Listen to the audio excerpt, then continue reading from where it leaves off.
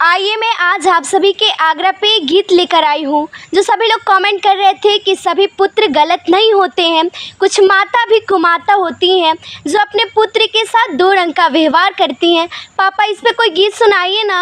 आप सभी को दिल से प्रणाम। और आइए मैं एक बेटा का दिल का पीड़ा आप सभी को इस गीत के माध्यम से सुनाना चाहता हूँ। अच्छा लगे तो लाइक कमेंट शेयर जरूर कीजिएगा। एक कही कोखिया से जन्मल हई दुनहु भाई, एक कही कोखिया से जन्मल हई दुनहु भाई, काहे हमारा संगे दू रंग करेलू वे माई, काहे हमारा संगे दू रंग करेलू वे माई।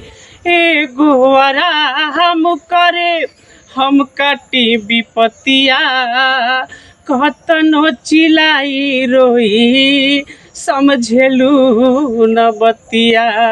एगो आराम करे हम काटी विपतिया, कतनो चिलाई रोई समझेलू न बतिया।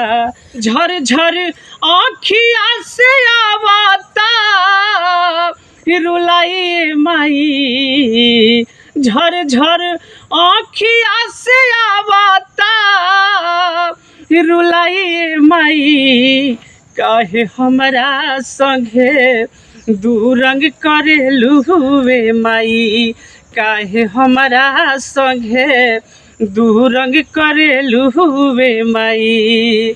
सुनल रही माई का तो हो खेली महान हो, तब काहे हमरा ऊपर दिहलू ना ध्यान हो।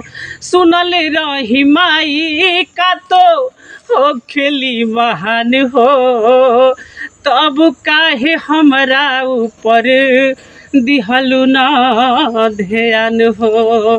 पुजारी कहतावे कलयुग के, पुजारी कहतावे कलयुग के सच्चाई भाई, काहे हमरा संगे दू रंग करेलू वे माई, काहे हमरा संगे दू रंग करेलू वे माई। ये कही कोखिया के जन्मल हई दुनहु भाई, ए कही कोखिया के जन्मल हई दुनहु भाई, काहे हमरा संगे दू रंग करेलू वे माई, काहे हमरा संगे दू रंग करेलू वे माई, काहे हमरा संगे दू रंग करेलू वे माई। और मैं आप सभी लोग को बताना चाहती हूँ कि मेरे पापा इस गीत के माध्यम से यही बताना चाहते हैं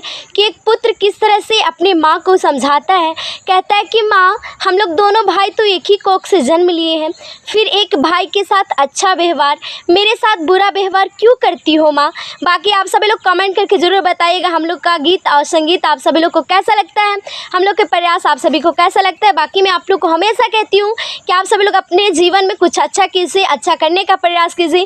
बाकी आप लोग को बेटी आप लोग को हमेशा कहती कि आप सभी लोग कर दिखाइए ऐसा जो दुनिया करना चाहे आपके जैसा।